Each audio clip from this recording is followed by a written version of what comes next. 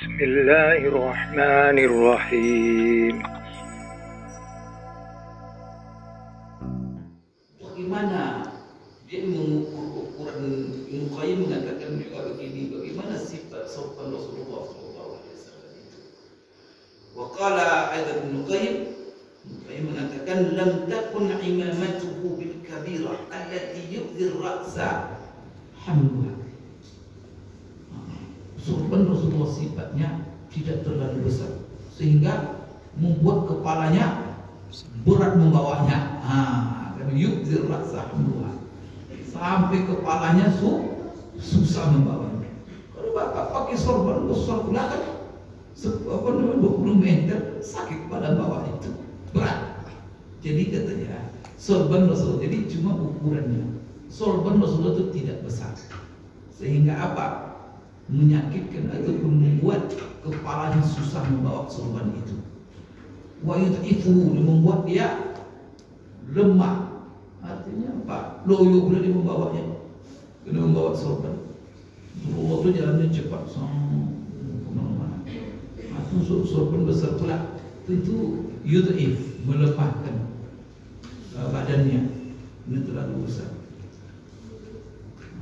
Kemudian wa yaj'aluhu 'urdatan lid-dha'fi wal afat, sehingga nanti bisa saja nanti mengundang nanti penyakit atau sakit pula dia keluar.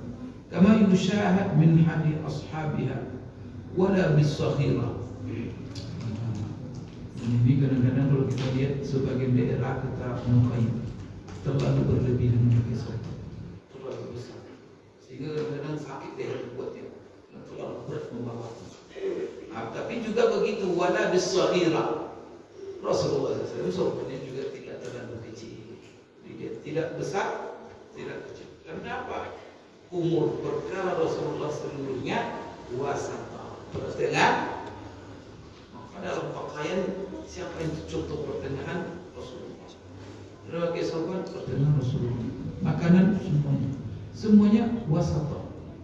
Karena khasais daripada umat ini, umat pertengahan. Wa kadzalika ja'alnakum ummatan wasata. Begitulah kami jadikan kamu sebagai umat pertengahan dalam seluruh kehidupan kita. Karena ada manfaat sorban ini, kadang-kadang menghindari dari panas, menghindari dari terlalu di keruk. Kalau sana dingin sekali, pakai sorban agak hangat juga kepala.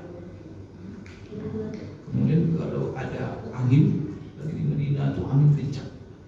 Oh sudah angin itu angin dingin, telinga sakit buatnya, kepala itu sakit, bisa sakit buatnya. Kemudian juga kalau dia angin di musim panas juga begitu. Jadi sorban itu tidak terlalu besar sehingga memberatkan dia, dan tidak pula terlalu kecil sehingga tak ada manfaatnya, melindungi panas dan dingin. Maka apa kata Ibnu Qayyim, bal wasatan bainana, tak terlalu besar dan tak terlalu kecil, tetapi ukurannya sedang dan menengah.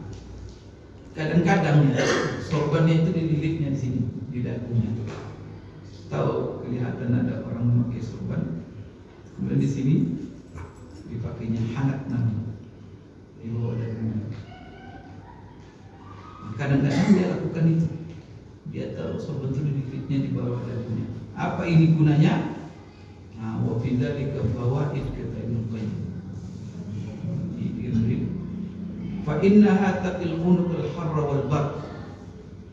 Jadi kadang-kadang dililitnya di sini, itu untuk menjaga leher.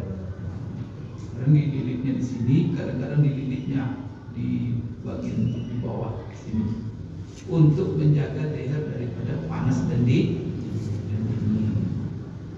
Ini kata bahwa asbat dah. Kemudian dengan dililit juga dia di bawah dagu, itu juga membuat sorban itu lebih kuat, tidak bergoyang dia nanti.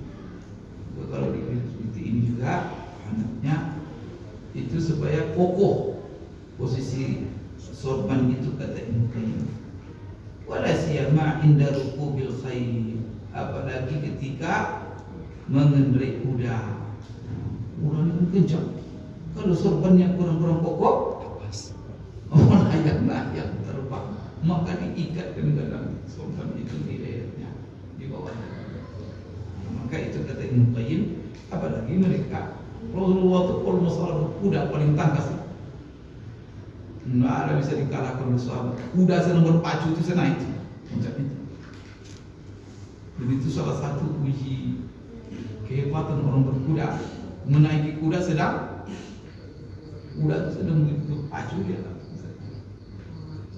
Itu Rasulullah itu dia yang ahli itu dalam masalah. Kemudian juga ketika menaiki onta, ketika juga berlari kencang. Kemudian ini artinya apa yang mereka lakukan dalam apalagi berjihad. Jihad itu kan maju, mundur ke sini, mundur itu kan larinya luar biasa.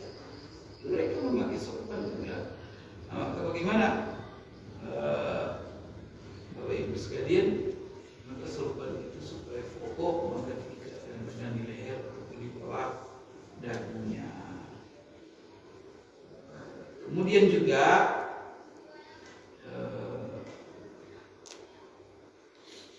kalau tidak dilakukan begitu, ada sebagian tradisi orang kata Ibnu Qayyim, dia buat ikatan khusus untuk sorban. Dia ada tali dibuat semacam tali ataupun kain khusus untuk mengikat sorbannya supaya jangan lari. Nah, sebagai ganti daripada melilit-lilitnya di bawah, dan maka ada tali khusus untuk mengikatnya. Dan ini semuanya untuk menjaga supaya sorban itu tidak lari kemana-mana.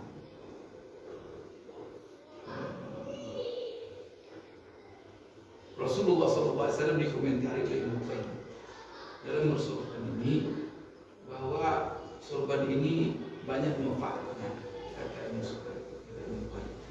Ya, salah satunya untuk menjaga kesehatan badan. Karena kepala ini tertutup atau terbuka, apalagi di daerah-daerah sana kena angin masuk, mudah dari kepala bagian kepala leher itu nanti tempat masuk.